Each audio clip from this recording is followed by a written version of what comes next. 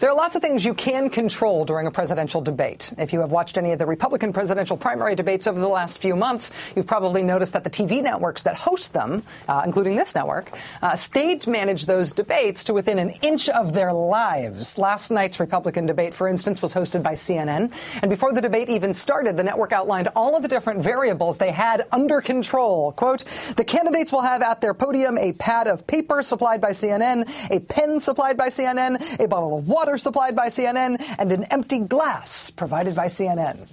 These are the things that you, as the debate host, have the ability to control.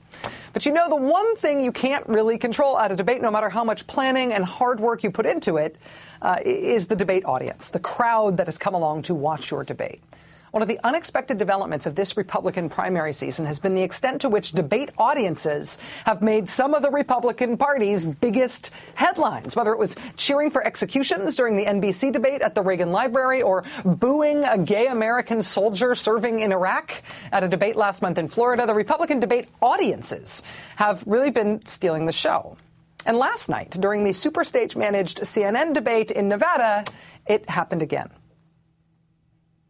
Herman Cain, I got to ask you, you said, quote, 2 weeks ago, you said, don't blame Wall Street, don't blame the big banks. If you don't have a job and you're not rich, blame yourself. That was 2 weeks ago. The movement has grown. Do you still say that? Yes, I do still say that. And here's why. Wall Street didn't put in failed economic policies. Wall Street didn't spend $1 trillion that didn't do any good. Wall Street isn't going around the country trying to sell another $450 billion. They ought to be over in front of the White House taking out their frustration. So I do stand by that. Don't blame Wall Street for your economic troubles, America. Blame yourself or Democrats or something. Woo! Crowd goes wild. I understand that the whole personal responsibility brand is very big in Republican Party politics, the whole pull yourself up by the bootstraps thing and blame the Democrats thing. I get that. I get that those are all very exciting ideas. But here's the thing. In this case, it is actually sort of okay to blame Wall Street. Technically speaking, you can blame Wall Street. What we are suffering through as a country right now is not some vague, inexplicable economic downturn. This is not a cyclical thing. What happened was Wall Street blew up, and they took the entire country down with them. This is one of those recessions that really was caused by a financial system crisis. So it's not scapegoating. You really can go ahead and blame Wall Street. Salmonella is not the stomach flu. You ate undercooked poultry. Blame the salmonella. Blame that. You do not need to change anything about your life other than not eating the undercooked poultry. This recession is not a generalized illness. We caught it from Wall Street specifically. We used to have an idea in this country that was called retirement. It was this sort of rosy idea that you could stop working someday and you won't have to be a beggar for the rest of your life after you do. You'll have money to set aside to get you through your golden years, a nest egg. The whole idea of retirement essentially had 3 pillars to it. One of them was your pension. Once you're retired, you'd get a fixed payment from the entity you spent your life working for. The second pillar was your savings, money that you set aside for yourself over the years. And the third pillar was Social Security, the government-run retirement fund that you pay into your whole working life. Those are the 3 pillars: pension, savings, Social Security. That is what made the idea of retiring possible in this country. That is what made the prospect of getting old less scary than it otherwise would be. But what's happened to those 3 pillars over the last generation has been really good for one specific entity in America, but it has not been good for the rest of us. Take the first pillar, pensions. Pensions used to be the primary way your employer would help you plan for your retirement. Your monthly pension, once you retired, would be a fixed sum of money determined by things like the amount of years you worked at your company and your final salary when you finally stopped working. A pension was essentially a guaranteed nest egg. Does your company that you work for right now provide you with a pension? If you are like the vast majority of people now, the answer is no. In 1980, 30 million Americans in the private sector enjoyed a safe, secure pension provided by their employer. Look at what's happened to that number since 1980. The number of people with pensions has shriveled and shriveled and shriveled every single year. What has replaced the pension? Look at what's happened over the last generation. As pensions have steadily disappeared, they have been replaced by shiny new things called 401ks, the 401k system. And you know what? I'm just going to say it. 401ks are kind of a scam. Rather than having a safe, secure, guaranteed retirement in the form of a pension, 401k allows hardworking Americans to instead gamble your savings on Wall Street. 401ks are a way to turn your pension into an investment vehicle that is managed by Wall Street. So instead of a nest egg that is for you, that is free from the economic currents of the day, with any sort of guaranteed benefit, instead of that, your retirement fund gets sliced and diced and divvied up for Wall Street to play with. Whereas pensions, for the most part, used to be separate from the whole Wall Street banking/casino apparatus, 401k plans just put Wall Street right in the middle of the action, right between you and your retirement, which is by definition a risk-laden venture for the middle class.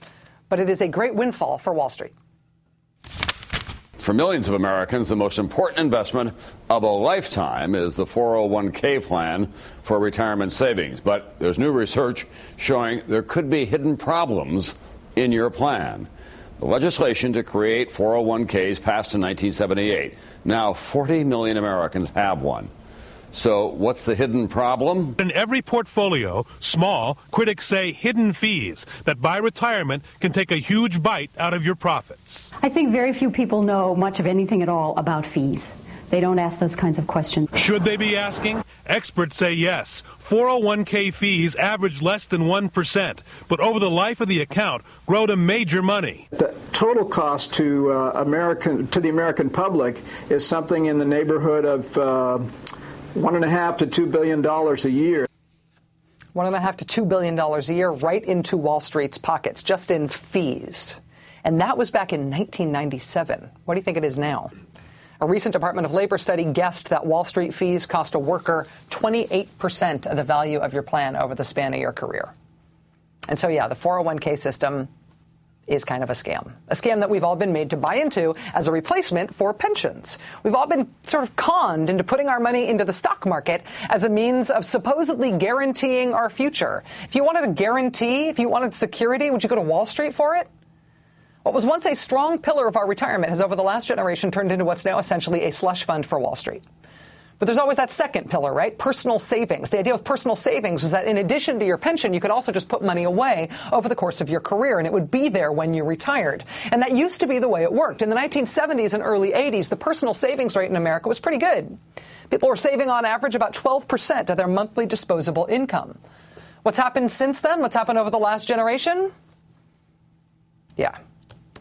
Americans stopped saving, not necessarily by choice, but rather as a result of what was happening to wages in America over that same time. Since 1980, the average income for the bottom 90% of Americans has really not gone up a whole lot. In fact, it has mostly stayed perfectly flat for a generation, even as the top 1% of income earners have seen their incomes skyrocket. So for one thing, if you're not making more money, you can't really save more money.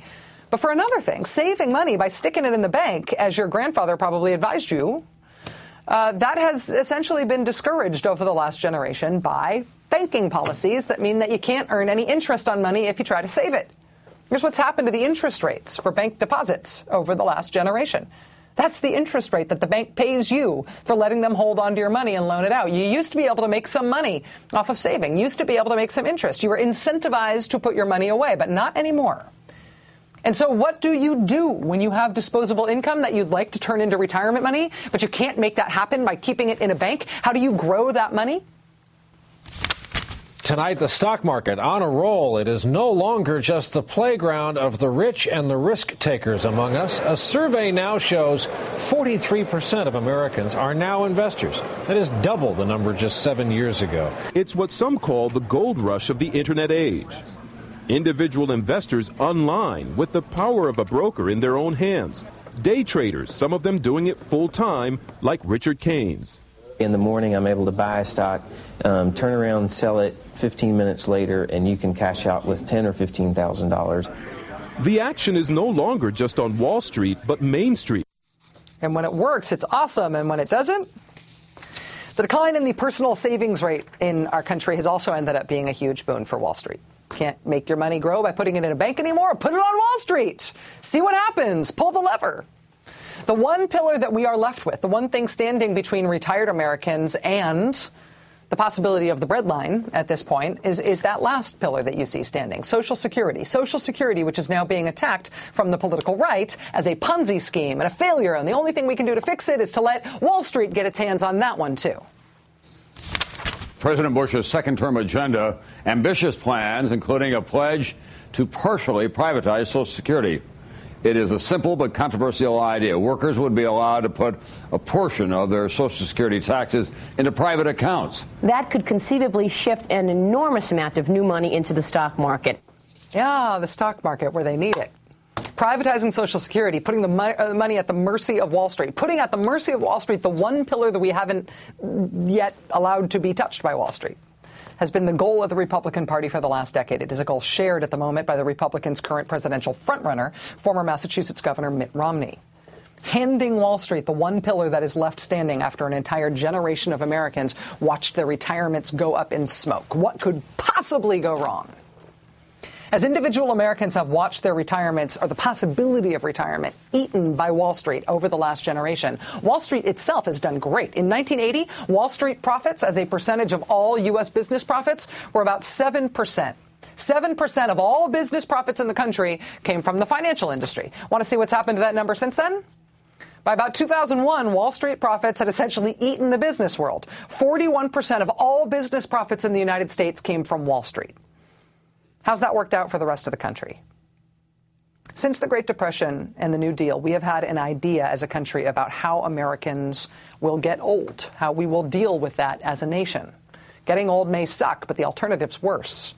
And our idea was that here in America, you are allowed to retire. You do not have to work until the day you die, and you do not have to become a beggar once your working days are over. For nearly a century now, that basic American dignity of an idea has rested on three pillars, two of which have already been surrendered to Wall Street, and one more that is dangerously close to being next. What that would mean just ahead.